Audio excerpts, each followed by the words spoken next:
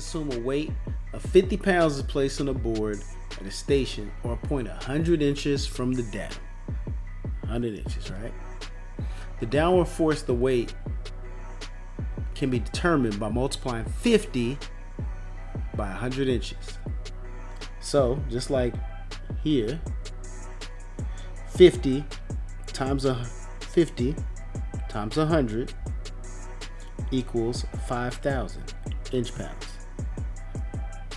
That's the downward force, or your moment of 5,000 inch-pounds.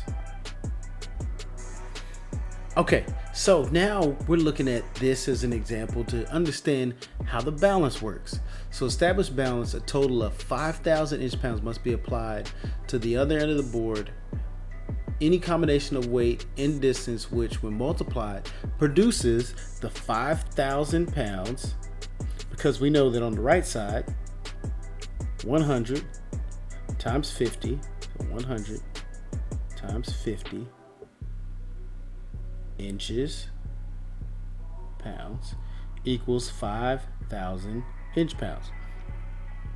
So we got to make sure that on the other side, in order for this seesaw looking thing is balanced, that the other side balances as well. When we look at that, the way that you get the total of the moments is you take the weights times the moment, add it, and you get 2,500. So for the 50 pound weight, that's 50 inches. 50 times 50 is 250. And then you look at the 100 pound weight times 25 is 2,500. And when you add them two together, there's 2,500. Add them two together, you get 5,000 inch pounds. And so let's look at this example. Refer to figure 60. How should the 500 pound weight be shifted to balance the plank on the fulcrum? So in order for it to be balanced, the moments on both sides have to equal. So the moment on the left side has to equal the moment on the right side. So what we're trying to figure out is, where does the 500 pound weight's distance need to be? So it won't necessarily be 15. So 500 times a distance, or you can call it or whatever the arm is on this side, will equal the total moment on the right side. So the total moment on the right side is going to be, we got two different things here. We got the 250 pound weight, that's 20 inches, and we got the 200 pound plank, that's 15 inches.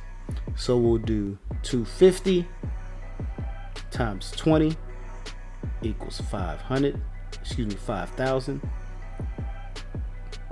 inch pounds.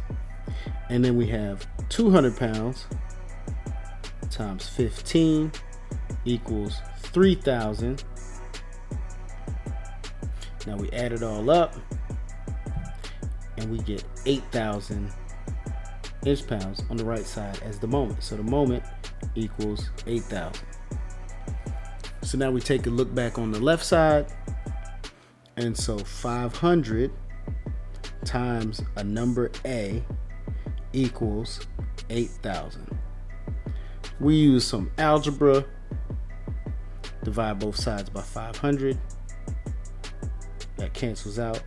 Divide by 500. And the distance equals 16 inches.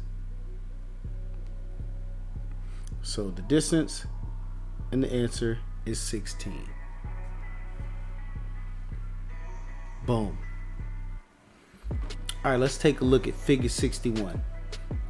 If 50 pound of weight is located at point X, so we got 50 pounds,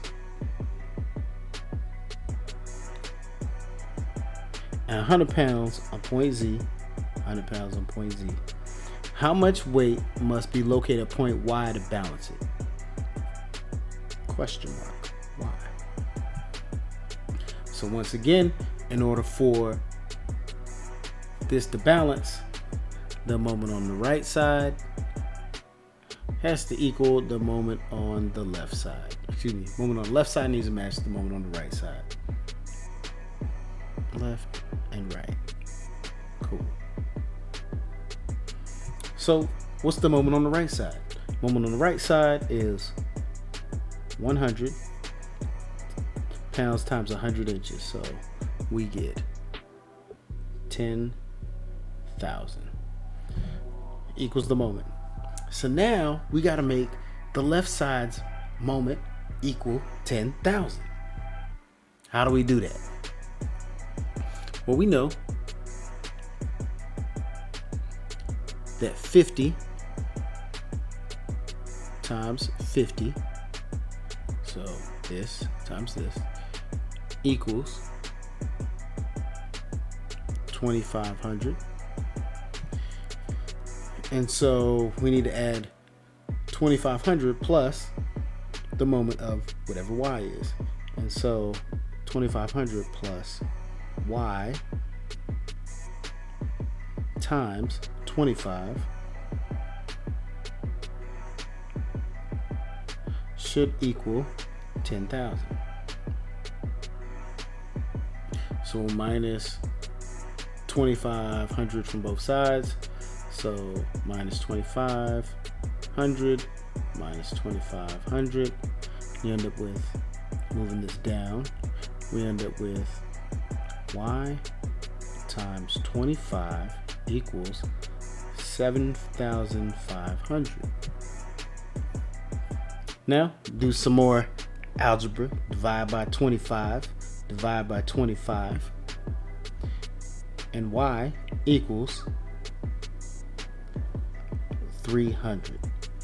So there's your answer, 300.